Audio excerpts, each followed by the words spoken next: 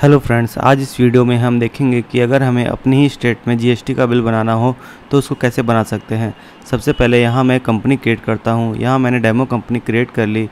यहाँ स्टेट में मैंने उत्तर प्रदेश डाल दिया। फ्रेंड्स, आपको स्टेट डालना बहुत ज़रूरी होता है। स्टेट के हिसाब से ही टैली में टैक्सेशन सिस्टम काम करता है। यहाँ ये कंपनी क्रिएट हो गई। फिर F11 बटन से मैं इसमें जीएसटी एक्टिवेट करूँगा। F11 फीचर्स बटन पे क्लिक करिए, फिर स्टैट्यूटरी एंड टैक्सेशन पे आइए, फिर यहाँ जीएसटी पे यस करिए और यहाँ जीएसटी नंबर अपना डाल दीजिए। फिर एंटर करते हुए सेव करिए। ये जीएसटी नंबर आपने डाल दिया। फिर अकाउंटिंग वाउचर पे आइए। अब यहाँ मैं F2 बटन पे क्लिक करके डेट 1 जुलाई कर दूँगा, क्योंकि जीएसटी 1 जुलाई से एक्टिवेट हुआ है, तभी मेरा टैक्सेशन सिस्टम काम करेगा।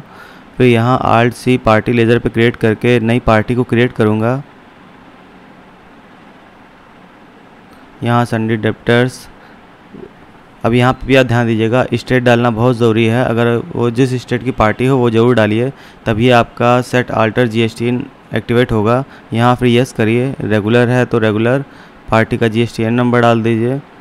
फिर यहाँ पे इसको सेव कर लीजिए।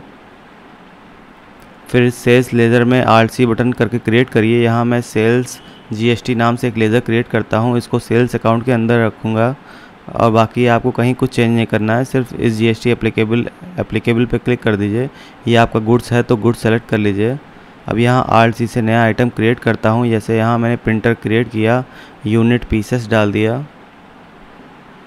अब आइटम के ऊपर जीएसटी एप्लीकेबल कर दिया। फिर यहाँ सेट आल्टर पे क्लिक करके डिस्क्रिप्शन डाल दिया इस आइटम का और इसका HSN कोड डाल दिया।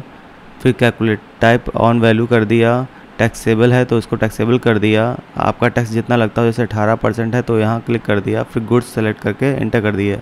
अब यहाँ जैसे मैंने क्वांटिटी 1 डाल दिया, रेट 1000 डाल दिया। अब यहाँ पे इस बिल में जो टैक्स लगना है Alt+C से क्रिएट करके उसका लेज़र बनाऊँगा। जैसे यहाँ पे SGST आउटपुट लगेगा तो SGST आउटपुट टाइप कर दिया। ये इसको अंडर ड्यूटी एंड टैक्सेस के रखेंगे। फिर इसमें जीएसटी एक्टिवेट करिए। यहाँ जीएसटी सेलेक्ट करिए। ये SGST है इसलिए स्टेट टैक्स आएगा आपका यहाँ पे। अगर SGST है तो स्टेट टैक्स, CGST है तो सेंट्रल टैक्स। SGST में स्टेट टैक्स सेलेक्ट करके एंटर की प्रेस करिए। फिर यहाँ पे और कुछ नहीं चेंज करना है आपको, सेव कर दीजिए। अपने आप ये टैक्स की वैल्यू कैलकुलेट कर लेगा। फिर एक CGST आउटपुट का लेज़र बनाएंगे, इसको भी ड्यूटी एंड टैक्सेस में डालेंगे। ये CGST है तो इसको सेंट्रल टैक्स में सेलेक्ट करेंगे और यहाँ भी कहीं कोई चेंज नहीं करेंगे, सेव कर देंगे। ऑटोमेटिक ये कैलकुलेट होके आ जाएगा। बिल को सेव कर दीजिए। अब इस बिल का प्रीव्यू देखते हैं। यहाँ आप देख रहे हैं बिल का प्रीव्यू आ गया है। अब मैं आपको इसको वैट टैक्स क्लास में क्रिएट करके दिखाऊंगा, ताकि आपको SGST और CGST का लेज़र बार बार मैनुअली सेलेक्ट ना करना पड़े। आप सिर्फ आइटम का नाम सेलेक्ट करेंगे और बाकी टैक्स का लेज़र ऑटोमेटिक सेलेक्ट होके आ जाएगा और टैक्स कैलकुलेट हो जाएगा। आप यहाँ देख रहे हैं ऊपर टैक्स इनवाइस आ रही है। अगर आपको ये चेंज करना हो तो Alt+P दबाइए, फिर F12 कॉन्फ़िगरेशन बटन पे क्लिक करिए। फिर यहाँ पे आपको ऊपर टाइटलिंग दिखाई पड़ेगा। यहाँ पे आप जो भी टाइप कर देंगे आपके बिल में वही छप के आएगा।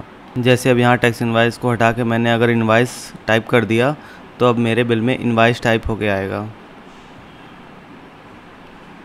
आप यहाँ देख रहे हैं ऊपर बिल के टाइटलिंग पे इनवाइस लिख के आ रहा है। ऐसे ही आपको अपना बिल का टाइटल जो भी रखना हो आप यहाँ से चेंज कर सकते हैं। अब मैं आपको दिखाऊंगा कि आप वैट टैक्स क्लास में बिल कैसे बनाएंगे, ताकि आपको SGST और CGST टैक्स के लेज़र बार बार मैनुअल सेलेक्ट ना करने पड़े। अकाउंट इन्फो पे आइए, वाउचर टाइप पे आइए, फिर आल्टर बटन पे एंटर करिए। फिर अपना सेल का लेज़र सेलेक्ट करिए।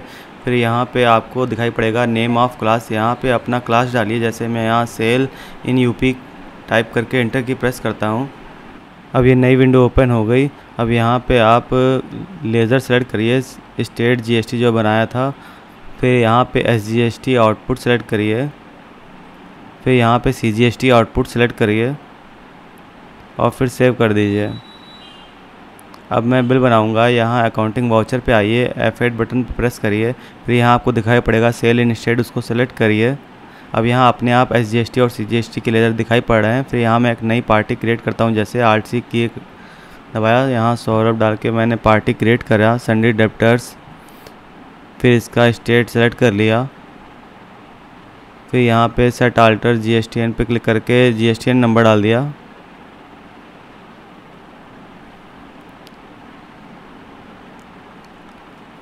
अब एक नया आइटम क्रिएट करता हूँ। Alt C से नया आइटम क्रिएट करिए, फिर यहाँ आइटम का नाम डाल दीजिए,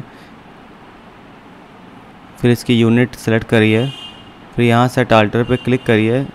अब यहाँ डिस्क्रिप्शन में उसका डिस्क्रिप्शन डालिए, फिर HSN कोड डालिए, फिर ऑन वैल्यू, फिर टैक्सेबल, फिर जो टैक्स है 18% या 28 जो भी लगाना हो आपको, फिर गुड्स क्वांटिटी सेलेक्ट करिए, उसका अमाउंट डालिए।